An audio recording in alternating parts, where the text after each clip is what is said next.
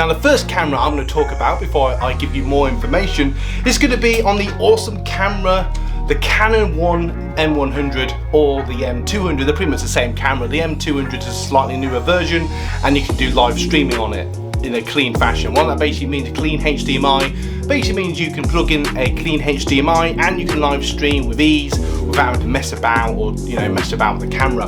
Why is this a nice little camera? Well, it's light, it's agile, it has a nice little lens. The kit lens that usually comes with these cameras is 15 to 45mm, which is perfectly fine for recording video and taking those nice photos for your thumbnails or family members or where we're taking photos of. I'm actually using the same lens to film this video on my M50 today. For those of you that probably know, it's my favourite camera of all time. Now it doesn't have a mic jack, but it has a perfectly fine internal microphone, which is perfectly fine for recording indoors or recording outside if it's not windy. And it's just a great little first camera if you want to, vlog or take videos.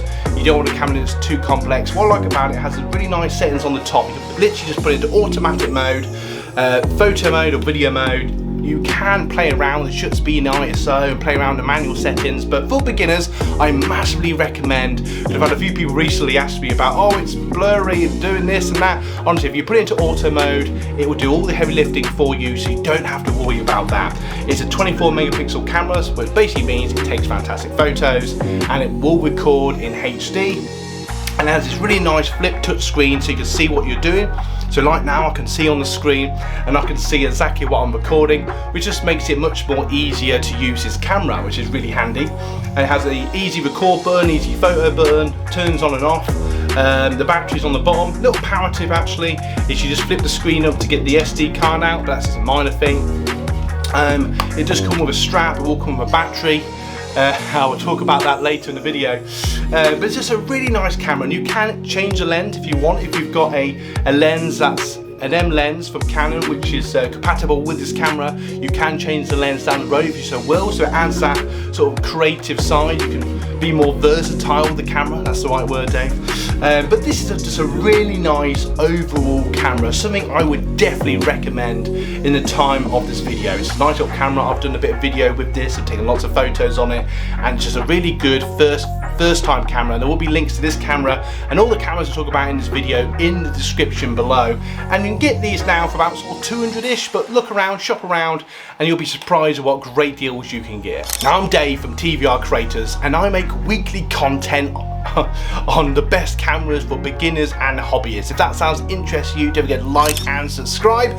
Do not go anywhere, because I've got a couple more cameras to share with you today, and at the end of the video I'm going to share with you some awesome tips for those of you that have been around here a while, or for those of you that just want some extra information when doing your filmmaking. So let's go on and crack on with the next camera. Now the next camera I would share you guys is check out one of the GoPros. This is actually the GoPro 9, but I would recommend anything from the 9 upwards at the time of this video. They're all fairly similar, obviously they get slightly better, but I've seen and tested the 10 and 11, and they're probably about the same as the 9. They should get the absolute brand new one, but these take really nice video. These are very much a video camera, really nice internal microphone, very easy to use. I love the fact that if you see a moment you want to quickly record, you can press the record button even when the camera's off and it will turn on, and it's just a really quick action camera. These are more versatile in the sense of filming outdoors. If you're going on adventures, you're going abroad, you're maybe climbing a mountain, these really are, the nice heavy duty cameras. They're light, but they're sort of, they're resilient to pain, if you will.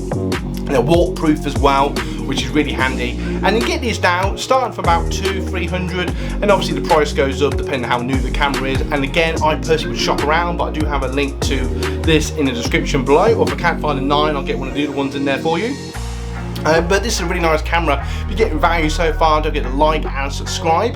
But the GoPros are brilliant cameras. You get lots of gadgets for them, clip them to your helmet, if or your head, or have a nice little selfie stick if you're on the back of a motorbike going through India and stuff like that. So this is a really nice versatile camera. It has 3 video modes. It has a really nice wide angle shot, so it's really good for blogging outside or just going on adventures. And what I like, and just take photos as well. I like this camera. Just bear in mind that the attachments to it are very much towards the GoPro, so you can't just buy any old thing for it. but it has a really nice, and the internal microphone for this is perfectly fine. I would highly recommend it, and it's just a really nice camera. And in fact, it also has little selfie screen on the front, so you can see more or less what you're recording, but it does have a slight crop on that, so bear in mind there might be a bit more video when you come to edit. But I just love this camera. There's so much I could say about this, but the video would go on for 2 hours. But I would definitely recommend, so if you want something that's light and agile and you can add to it as you go along, I would definitely recommend checking out the GoPro. Now I'm actually using the Canon M50 to record this video, and it's quite similar to what I'm about to talk about, but I really would recommend, if you want something that's like a mirrorless camera, you want something that looks and feels more professional, I would definitely check out the Canon R50. You can live stream with it, interchangeable lenses. It does have a different mount, so it will have different lenses. It has a wider range of lenses to the other cameras, and let's see if we can just show you that. I love showing you the lens to that camera. So the sensor, it's a really nice sensor. This records in both HD and 4K. Really nice camera. Let's see if you can see it there. It records in HD up to 120 frames per second, so basically you can do really nice slow motion shots, something I haven't done a lot of recently, but something I should do more of, and records in 4K up to 60 frames per second. Again, like the other camera I showed earlier, it has a very nice flip touchscreen. It goes to the side depending on what you prefer. It has an also viewfinder. It has a very nice, brilliant shutter speed, so if you want to take photos of fast moving objects and cars and stuff like that, this would be a great camera for that. So it's all down to what you want, which is something I'll talk about in a moment. But the Canon R50 has interchangeable lenses. You can play around with shutter speed and ISO. Again, as a beginner, I would highly recommend just putting it into video mode and let the camera do all the heavy lifting for you. So you'd have to go, Dave, why is it blurry? But I would definitely recommend a spare battery.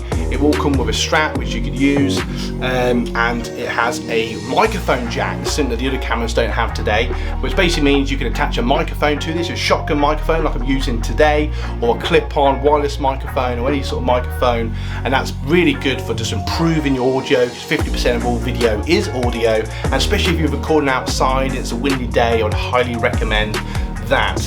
And this is 24.2 megapixels, so it's slightly better at photos, and it does take a very nice crisp video, and the colours, a bit like you're seeing now, they're just a little bit sharper, a little bit slightly more cartoony in a good way. But the R50 just, although it's just a great camera, light, agile, so small, just looks and feels really nice, takes really good photos. For those of you who may or may not have seen, I did a really nice adventure video the other week when I was out exploring, taking photos with this camera, and I took some great photos with it, and I wasn't even trying. So if you're somebody who's really good, that has an eye for photography, this camera is definitely worth checking out. Now if you're getting value from this video, do it like and subscribe, and why not buy some coffee? Link to all this in the description below, and it supports everything I do here on the channel. A few little power tips I thought I'd share with you before I leave you today. I definitely recommend a spare battery with any of the cameras that you buy. That's something to sort of think about. I definitely recommend a decent tripod. Don't have to spend any more than £30–40 or dollars. Just get something that's decent, that does not going to break, especially if you're out and about and that sort of thing. And it's just things to think about. You don't have to buy any of the cameras I recommend, but the things that I just want to give you sort of a few options.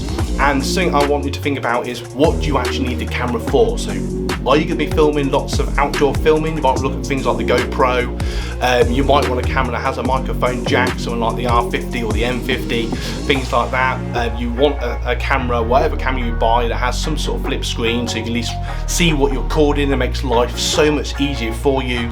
Interchangeable lenses makes creativity more versatile. And you want a camera that's just easy to use. So, you don't want your first camera to cost £4,000 if you've got £4,000, and then it's got so many buttons, you don't know what half of them do, and it takes 10 years to figure out how to use it. You want your first camera, and that's why I'm trying to show cameras that are just easy to use. Anybody can use them, either professionals, pros, people that have been doing video and photography for years, or people that are literally just starting out. For any of you out there, these cameras can be used by any of you watching these videos. I hope they give you value. Feel free to ask your questions in the comments below.